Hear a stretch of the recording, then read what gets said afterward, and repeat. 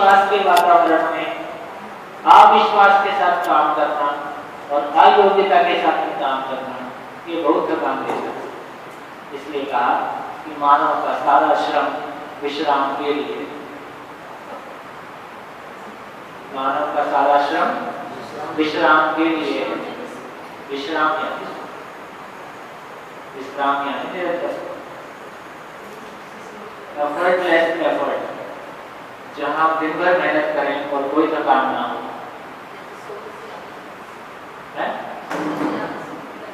सोने से ज्यादा सुख नहीं है, ये पशु के लक्षण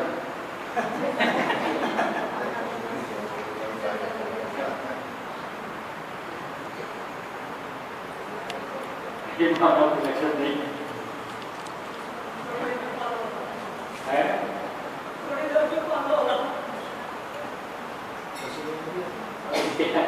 विद्यार्थी का असर उतरा नहीं है। आप बोलो तो शाम की चाय को शिफ्ट करके लंच के पहले करते, तो क्लास में आते हैं इसके जस्ट पहले चाय और फिर बीच की चाय को गायब करके आप आपस में राय कर देना, एक राय हो बता। अभी कोई चर्चा नहीं, अभी कोई चर्चा नहीं। नमस्कार, अलग से चर्चा करना, फाइनल होगा। हाँ जी, चलिए अब एक सही अर्थशास्त्र को लिखते हैं। सही अर्थशास्त्र कैसा होगा? हमने चर्चा कहाँ से शुरू की थी? मानव मूलतः गलती करना नहीं चाहता, लेकिन वो सुखी होना चाहता है, सफल होना चाहता है, अपनी आवश्यकताओं की पूर्ति चाहता है। यदि हम कोई उसको ऐसी कोई व्यवस्था का स्वरूप दे सकें जहाँ बिना गलती अपराध किए मानव सुखी हो सकता है, सफल हो सकता है, अपनी आवश्यकताओं की पूर्ति कर सकता है, तो क्या कोई मानव गलती करना चाहेगा? नहीं। इसका मतलब है कि हम कोई ऐसी व्यवस्था का स्वरूप नहीं दे सकते। अगले 15 मिनट में आप देखेंगे कि पूरी धरती के सभी लोगों के लिए क्या कोई ऐसी व्यवस्था का स्वरूप हो सकता है और वो प्रैक्टिसेबल है कि नहीं, सभी के लिए है कि नहीं। क्योंकि अब तक हमने जो भी स्वरूप रखा, सफलता के जो भी मापदंड रखे, वो सभी के लिए था कि कुछ ही लोगों के लिए था? वो तो कुछ ही लोगों के लिए। कुछ ही लोग IAS होंगे, कुछ ही लोग मंत्री होंगे, कुछ ही लोग डॉक्टर इंजीनियर होंगे। और ये मैगजीन है ना, वर्ल्ड में टॉप 10 लोग, एक और बेवकूफियाँ हमारी बेवकूफियाँ नहीं चलती है ना, टॉप 10 हर जगह में टॉप 10 का जुनून है। एक कॉलेज की लड़के ने कभी सुझाव दिया था, सर ये टॉप 10 करके लोगों के भीतर ईर्ष्या, द्वेष और कॉम्प्लेक्स पैदा है, लेकिन श्रेष्ठता का मूल्यांकन तो होना चाहिए। तो क्या श्रेष्ठता का मूल्यांकन? किस इंडस्ट्री ने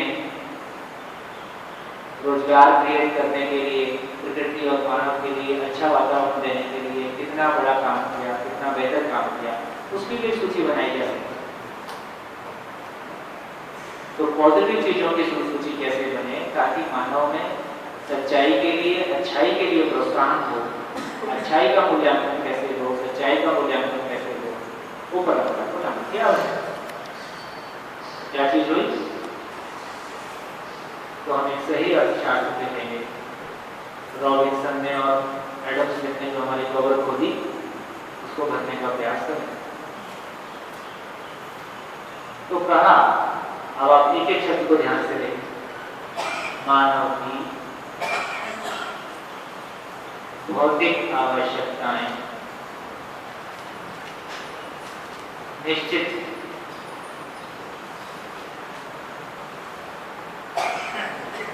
हैं और साधन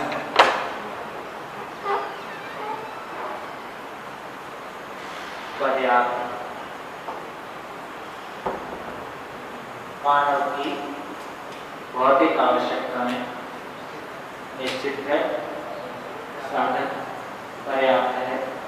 इसको देखें जरा, एक आदमी रोज कितना अनाज खाता होगा?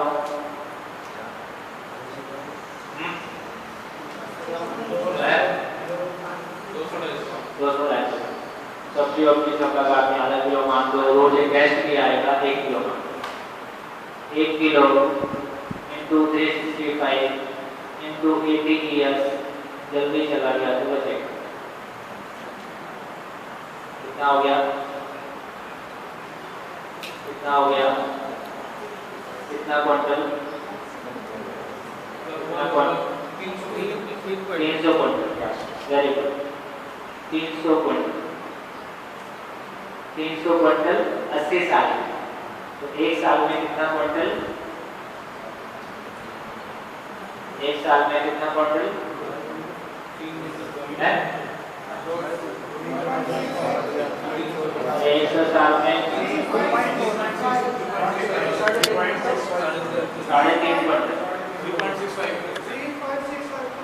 4 क्विंटल मान लो ना, गुणा भाग करने में आसानी से 4 क्विंटल। मैं डबल लिया हूँ ना, आपके दिखा मैंने बात दे दिया। उसके बाद एक साल में 4, एक एकड़ में 4 महीने में कितना क्विंटल गेहूं पैदा होगा?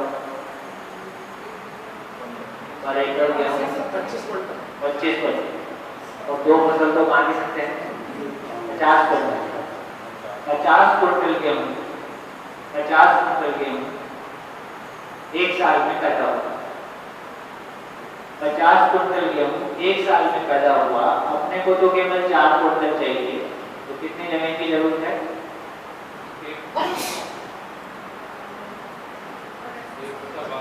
1/12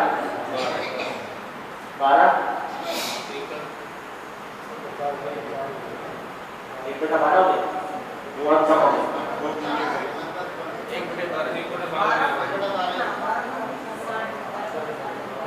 1/12 हो गया। चलो मान लो 1/12, 1/12 ऑफ एकड़ चाहिए कुल एक आदमी की जिंदगी भर खाने की जुगाड़ के। और अभी भी भारत में यदि पूरी जितनी लैंड है वो प्रति व्यक्ति 1 एकड़ के आसपास आ जाए, ज्यादा है। और अभी उत्पादन में लगे हुए लोग देश में सबसे फाइनेंशियली टेक्निकली कम क्षमता वाले लोग हैं या अधिक क्षमता वाले लोग? सबसे कमजोर वर्ग उत्पादन में लगा है। उसके बावजूद भी 3 साल तक कोई उत्पादन ना हो, इतना स्टोरेज हमारे पास पड़ा रहता है। सारा मिसयूज और मिसमैनेजमेंट के बाद और सारा योजनाबद्ध तरीके से खराब करने के बावजूद सारा अनाज जानबूझ के बढ़ाया जाता है ताकि शराब कंपनियों को सस्ता दिया जा सके। उन सब के बावजूद कोई कमी है, ऐसी स्थिति नहीं। क्या हालत है? जितना ऑस्ट्रेलिया में बोलते हैं प्रति वर्ष की उत्पादन है, उतना भारत में चूहे खा जाते हैं। इतना बढ़ा गया। इन सारी चीजों को देखते हैं, खाने की स्थिति कैसी है। कपड़े के देखेंगे तो एक साल में हम कितना कपड़ा नया खरीदते हैं, कितने जोड़े कपड़े नए खरीदते हैं? लोगों से पूछते हैं, महिलाओं से पूछते हैं। 2 जोड़े, 4 मांगो, 2 मांगो। 80 साल पहले चला गया तो बचेगा।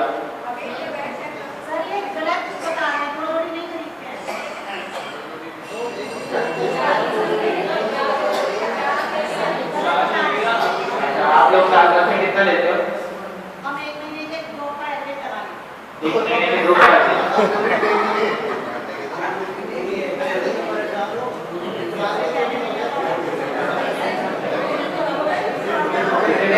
कितने सालों में मैंने इस तरह के लगभग 200 शिविर कंडक्ट किए उनके साथ जुड़े। आज मैंने पहली बार किसी महिला से पूछा, मैंने उन्हें पूछा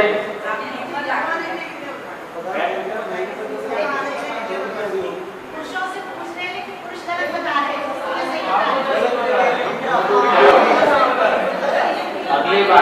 अगली बार से पति पत्नी सही गाना का पूछो। हाँ जी, अपने अपने घर का रूप एरिया देखें, अपने अपने घर का नमस्कार, अपने अपने घर का रूप एरिया देखें, पर हेड से डिवाइड करें। जितने लोग रहते हैं उससे भागते हैं, पर हेड रूप एरिया कितना है?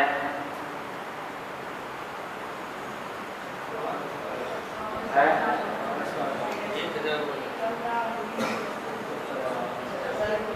कितना 76 में 6 रहते हैं, 76 स्क्वायर फुट थोड़ी होगी, 76 स्क्वायर मीटर होगा ना, तो लगभग वो 9 टाइम्स हो गया। 750 1000 में 6 रहते हैं, ऐसा 150 तो ऐसा पाओगे तो लगभग आप देखोगे कि 150 से 300 के बीच में वैली करता है शहरों में।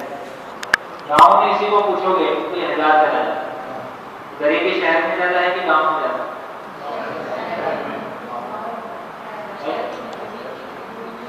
पर हेड एरिया देख लो कहाँ जाता है, पर हेड एरिया तो गाँव में जाता है।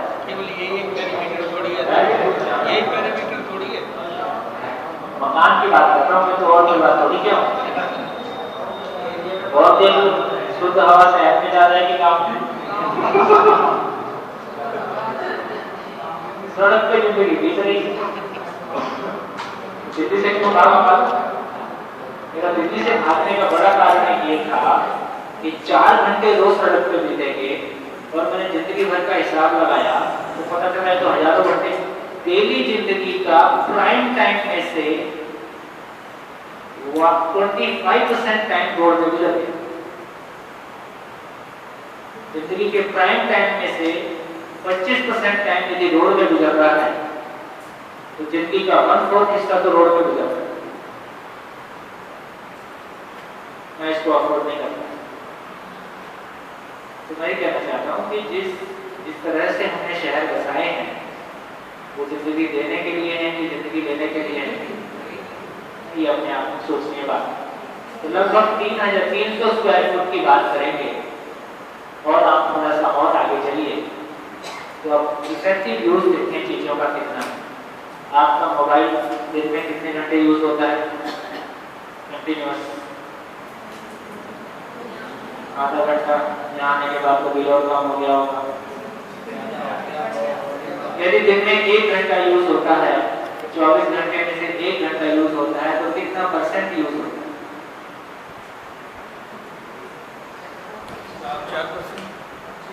4%। तो 4% आपका मोबाइल यूज होता है। गाड़ी दिन में कितने घंटे चलती है? वही 24 घंटे में से 1 घंटा 2 घंटा, वही 5% यूज होती है। जितने कपड़े रखे हैं उनमें से कितने कपड़े इस्तेमाल हो पाते हैं? कपड़ों को भी डिप्रेशन में जाने की स्थिति होती तो कई कपड़े तो परमानेंट डिप्रेशन में होते तो मेरे पास तक नंबर ही नहीं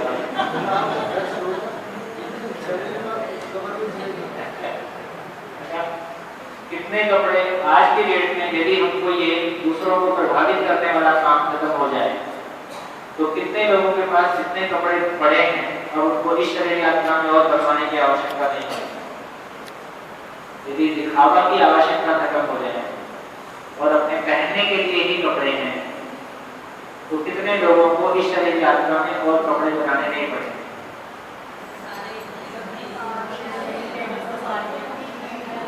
हो गया बल्कि और पड़ोसियों को बांटने के काम आ जाए। जितना बड़ा हमारे घर का इफेक्टिव यूज देखें तो कितने परसेंट है? घर का इफेक्टिव यूज देखें तो आप जाके खाना खा के सो जाते हैं, सुबह उठ के चले आते हैं तो 50%। घर का इफेक्टिव यूज 50% या उससे भी कम ज्यादा थोड़ा सा। तो यदि आप इस तरीके से देखेंगे और नजदीक चले आए, आपके शरीर का ऑप्टिमम यूज मानव लक्ष्य के अर्थ में कितना % हो पा रहा है? अपनी उपयोगिता के अनुसार जीने के लिए अपने शरीर का कितना % उपयोग किया? ये और नजदीक चले आइए, अपने सोचने समझने की क्षमता का अपने सुखी होने के लिए कितना % यूज किया? बोलते भी आपको समझ में आता है कि क्या बोल रहे हो, है ना? तो ऐसे देखते हैं तो हर चीज कितनी मात्रा में जाता है? हर चीज कितनी मात्रा में जाता है? मैक्सिमम चीजें 90% से अबव ज्यादा उपलब्ध, मैक्सिमम चीज।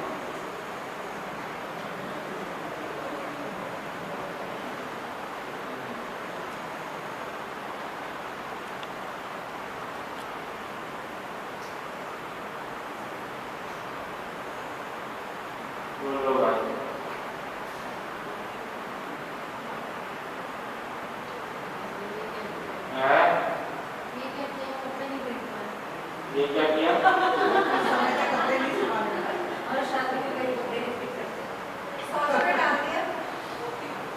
वो पति को लगने लगे इतने साल से वही बीवी लेके जाता हूँ। अरे यार इसके साथ हमारे पास जो गवर्नर्स आते हैं वो बोलते हैं इतने साल तक एक आदमी के साथ कैसे रह जाए? ऐसे धीरे धीरे हम वहां भी जाएंगे। आपको भी ऐसा लगता है 36 साल से एक ही आदमी को लेके जा रहे हैं?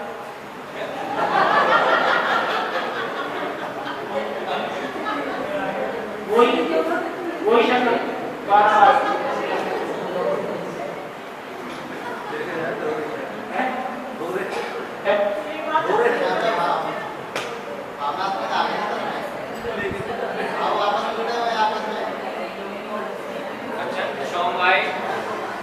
जैसे ये परिभाषा दी गई है कि मानव की भौतिक आवश्यकता निश्चित है और साधन पर्याप्त है। अगर हम ये सब छोड़ दें, सुख मतलब जो जानकारी हमें प्राप्त हो चुकी है, अगर हम ये किसी स्टूडेंट को पढ़ा रहे हैं तो उसके अंदर ये भी तो जा सकता है, मतलब और चीज़ों को ज्ञान ना कराया जाए।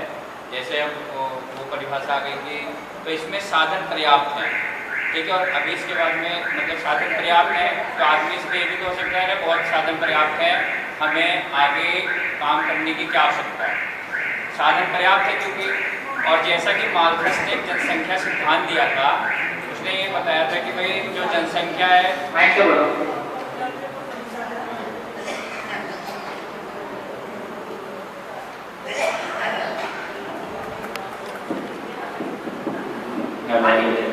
इसका आंसर आपको देना। नमस्कार, इनका आंसर क्वेश्चन फिर से मैं कहता हूँ और मैं जिससे पूछूंगा उसको दे कि मानव की भौतिक आवश्यकता निश्चित है, साधन पर्याप्त है। बहुत अच्छी परिभाषा है। और जो हमने पहले पढ़ी है कि जो साधन सीमित हैं, उससे बहुत बढ़िया लग रही है मेरे को, क्योंकि मेरे को लग रहा है कि हमें गलत है। लेकिन अभी मैंने थोड़ी देर बाद फिर इस पर सोचा तो मुझे लगा कि अगर उन्होंने देखी यहाँ पे वर्ड आ रहा है साधन पर्याप्त है, तो जो मानव है, मैं भी हूँ, शायद मैं अपनी बात करता हूँ, मानव तो छोड़ ही देते हैं यहाँ आने के बाद, तो जैसे मैं हूँ मुझे लगेगा साधन पर्याप्त है, यानी बहुत पर्याप्त मात्रा में यहाँ पे साधन है और मुझे ज़्यादा परिश्रम करने की आवश्यकता नहीं है क्योंकि साधन तो पर्याप्त है। मुझे तो खर्च करना है क्योंकि साधन बहुत है। तो शायद उत्पादन जो है, उत्पादन की तरफ हमारा ध्यान ना जाए, मेरा ध्यान ना जाए, मैं उत्पादन ना करूँ, मैं खेती क्यों करूँ, बहुत साधन पर्याप्त है। अगर इस तरह की चीज़ मेरे दिमाग में आ जाती है तो ये बोलिए पर्याप्त है, लेकिन हमारे पास तो नहीं है, मुझे खरीदने के लिए तो शुरू करना ही पड़ेगा। साधन है एक तो ये भी बात इम्पोर्टेंट है, साधन कहाँ पर्याप्त है? एग्जिस्टेंस में पर्याप्त। वैसे जितने पेड़ पौधे हैं उसके जिंदा रहने के लिए हवा, मिट्टी, पानी, जितने पेड़ पौधे हैं उसकी तुलना में हवा, मिट्टी, पानी कितना ज्यादा, कितने प्रतिशत ज्यादा? अब यहाँ आओगे तो लाखों तक। देखिए धरती, ये धरती का 70% पानी, इस धरती के ऊपर मैक्सिमम 50 फुट तक के पौधे, ठीक, इसके ऊपर 150 किलोमीटर तक का या 50-100 किलोमीटर तक का हवा का वातावरण। यदि इसकी तुलना में देखेंगे तो पानी कितना ज्यादा, हवा कितनी ज्यादा, प्रकाश कितना ज्यादा और पौधे कितने से।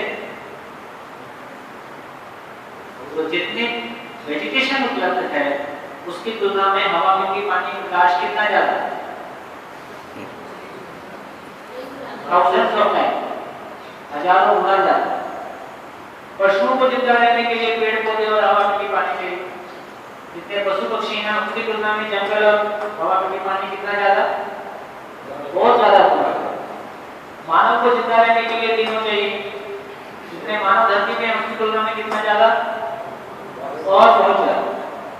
तो ये पॉपुलेशन की थ्योरी उन लोगों की फैलाई हुई है जो 10% लोग संसार के 90% साधनों को भोगते हैं, ठीक, और 90% लोग 10% साधनों में गुजारा करते हैं।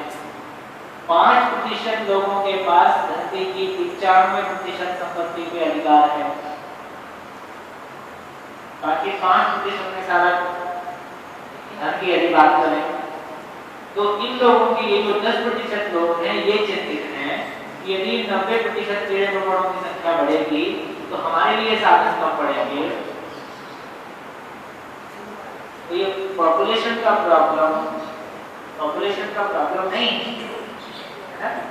देखो 10-20 साल पहले जब मैं दिल्ली छोड़ के गया था तो मैं सोच रहा था कि अगले 5 साल बाद तो दिल्ली में ट्रैफिक चलेगा ही। तो उस समय दिल्ली की ट्रैफिक ही है। आज 20 साल बाद आज भी चल रहा है। पहले से कितने गुना पहले से और आसान हुआ है जो भी हमने किया। तो मैं कहता हूँ थोड़ा दिल्ली से बात कर जाओ, है ना। आपके उत्तरी राज्यों की पॉपुलेशन डेंसिटी लगभग 800 लोग पर स्क्वायर किलोमीटर है। दक्षिणी राज्यों की पॉपुलेशन डेंसिटी लगभग 400 लोग पर स्क्वायर किलोमीटर है। मध्य भारत की पॉपुलेशन डेंसिटी 200 लोग पर स्क्वायर किलोमीटर है। बस्तर की पॉपुलेशन डेंसिटी 50 लोग पर स्क्वायर किलोमीटर है। अंडमान निकोबार, है ना, 39 लोग पर स्क्वायर किलोमीटर। और दिल्ली का नॉर्थ दिल्ली का इलाका 28,000 लोग पर स्क्वायर किलोमीटर।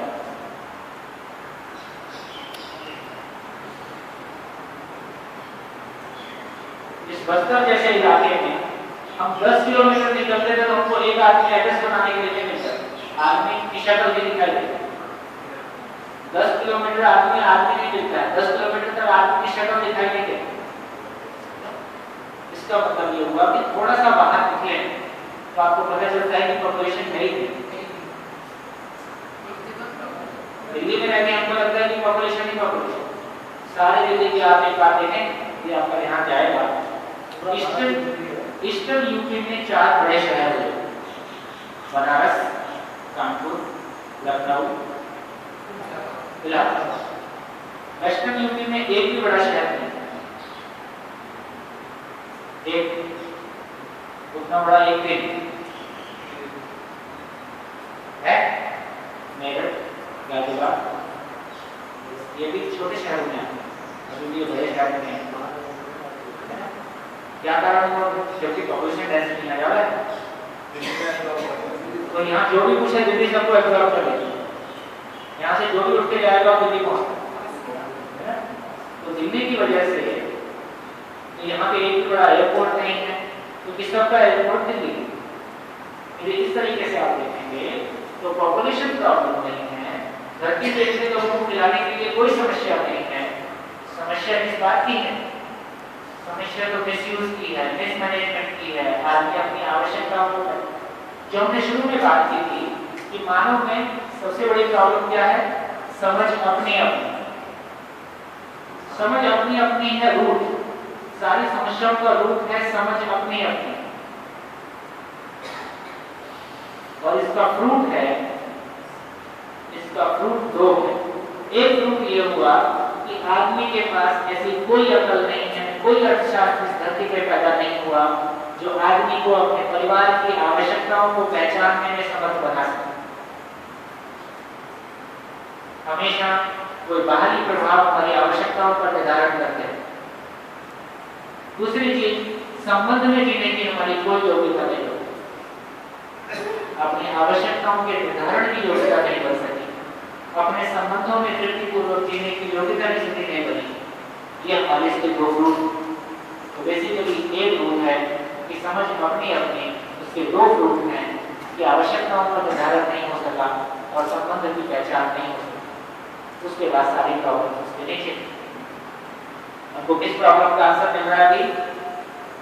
आवश्यकताओं के निर्धारण की अकल कैसे आई कि हम पहचान सके कि मानव की दो प्रकार की आवश्यकताएं हैं। एक प्रकार की आवश्यकताएं भौतिक है, एक प्रकार की आवश्यकताएं भाव है। भौतिक आवश्यकता शरीर के लिए है, भाव की आवश्यकता मन के लिए है। भौतिक आवश्यकता उत्पादन से पूरी होती है कि पैसे से होती है? उत्पादन से पूरी होती है। भाव की आवश्यकता समझने से पूरी होती है। तो यदि समझने से भाव की, सम्मान की, विश्वास की आवश्यकता पूरी हो गई, सुख की आवश्यकता पूरी हो गई, तो भौतिक आवश्यकता की क्या स्थिति बनी? पता चला कि मानव की भावनात्मक आवश्यकताएं, भौतिक आवश्यकताएं निश्चित हैं। मानव की भौतिक आवश्यकताएं निश्चित हैं, किस अर्थ में? सीमित है। सीमित आवश्यकताओं में जीना है ऐसा नहीं कहा जाता है। सीमित आवश्यकताओं में जीना है ऐसा नहीं कहा जाता है। कैसा जीना है? आवश्यकता से अधिक अपने भाव में जीना है। तो पहले एक हमारा मॉडल रहा कि न्यूनतम में जीना है, एक मॉडल है कि अधिकतम में जीना है। अधिकतम और न्यूनतम का दोनों का कोई आधार नहीं है।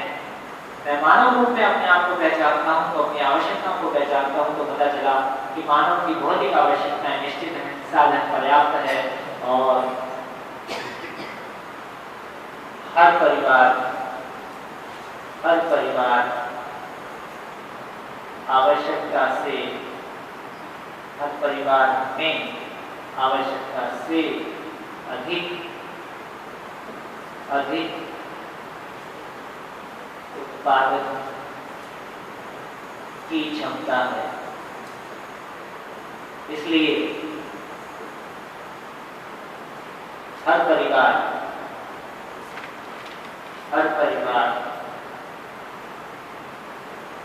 समृद्धि पूर्वक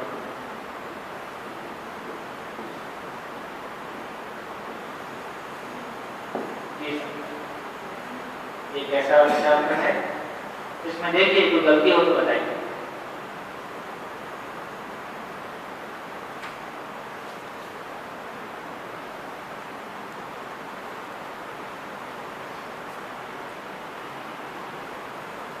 जिसको कहा आवर्तनशील अर्थशास्त्र।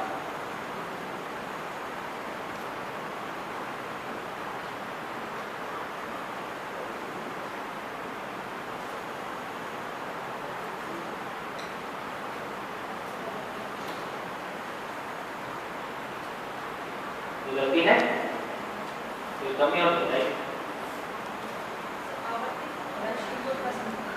आवर्तनशील का मतलब है साइक्लिक। पूरी नेचर आवर्तनशील है ना। आवर्तनशील का मतलब है कि अपने आवश्यकताओं की पूर्ति हम इस तरीके से करते हैं कि नेचर में उसके हमेशा पूरा होने की स्थिति बनी रहे। तो नेचर का जो साइक्लिक प्रोसेस है, जो संतुलन है नेचर में, उसमें हम हस्तक्षेप ना करें। ये आवर्तनशीलता है, जिसको हमने सस्टेनेबल डेवलपमेंट कहा, सस्टेनेबल डेवलपमेंट कहा। बोला संपोष्य विकास।